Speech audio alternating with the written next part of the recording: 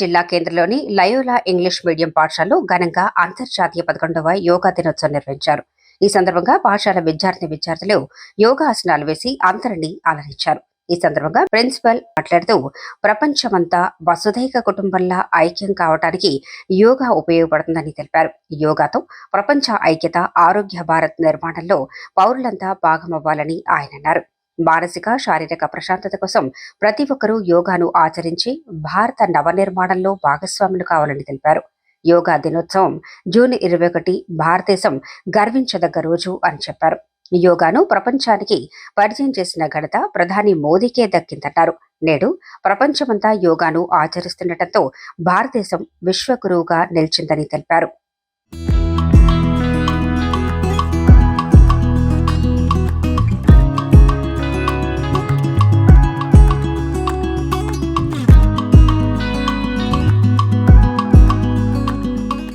అంతర్జాతీయ 11వ యోగా దినోత్సవం కరీంనగర్లోని రేకుత్తులో ఉన్నటువంటి లయోలా పాఠశాలలో ఘనంగా నిర్వహించారు.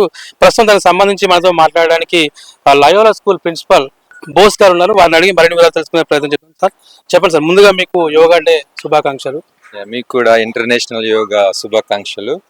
యోగా అనేది మన యొక్క భారతీయ సంస్కృతికి సంబంధించింది, మన యొక్క దేశానికి సంబంధించింది.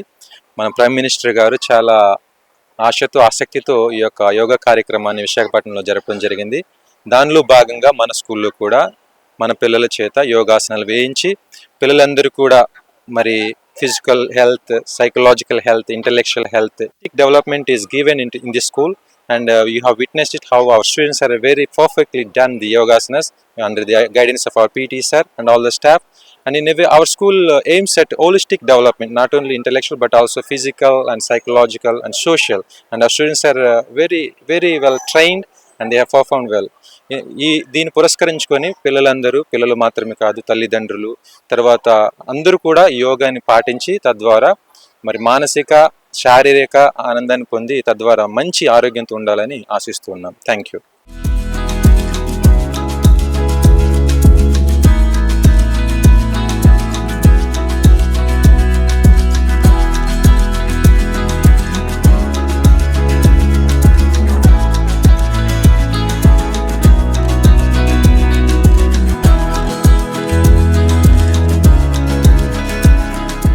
ఒక స్కూల్ పీటీ శ్రీనివాస్ గారు ఉన్నారు. ఎందుకంటే చాలా కీలకం పీటీ అనే ఆయన మాట్లాడి మరిన్ని వివరాలు తెలుసుకొని చెప్పండి సార్.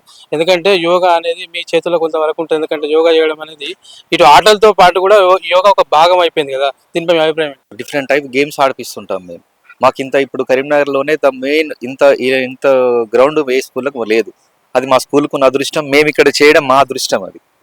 సో మేము ఇక్కడ ఒక గేమ్స్తో పాటు యోగా అంటే జనరల్గా ఫిజికల్గా ఫిట్నెస్కే కాకుండా మెంటల్గా కూడా వాళ్ళని మేము ప్రిపేర్గా చేయడానికి ప్రయత్నం చేస్తుంటాం. అసలు బాడీకి అనేది ఒక ఎక్సర్సైజ్ అనేది లేకుండా అయిపోతుంది. సో మన గేమ్స్తో పాటు మెంటల్గా మనం ప్రిపేర్ అవ్వడానికి, ఆరోగ్యంగా ఉండడానికి, మన మనస్సు అంటే మన కంట్రోల్లో ఉండడానికి ముఖ్యంగా యోగానస్ అనేది చాలా బెనిఫిట్ అవుతుంది. అలాగే ఎట్ టైం మన బాడీ ఉన్న కొన్ని పెయిన్స్, రిలాక్సేషన్స్, డైజెషన్ సిస్టమ్స్ ఇవన్నీ క్లియర్ ఉండడానికి కూడా చాలా దోహదపడుతుంది.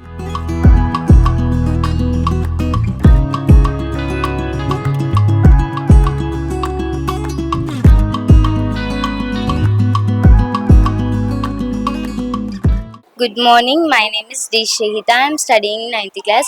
Today is International Yoga Day. The yoga benefits is body flexible and healthy, study concentration.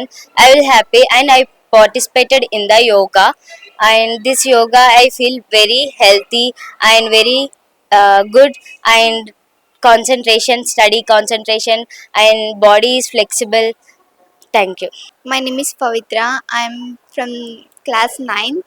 Today I am tell speech about yoga. The yoga benefits are concentration in studies, flexible body, and physical and mentally I am strong. Thank you for giving this opportunity.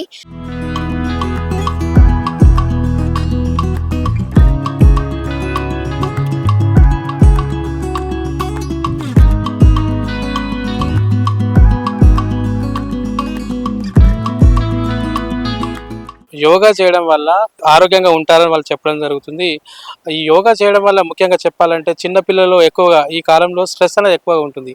Body relaxations కానీ ఫ్లెక్సిబుల్గా ఉండడానికి యోగా ఎంతో దోహదపడుతుందని వాళ్ళు చెప్పడం జరుగుతుంది. ఈ యోగా ప్రతి ఒక్క జీవితంలో ఒక భాగం అయితే రాబోయే రోజుల్లో కూడా భవిష్యత్తులో ఎలాంటి అనారోగ్య బారిన పడకుండా ఎంతో మేలు చేస్తుంది.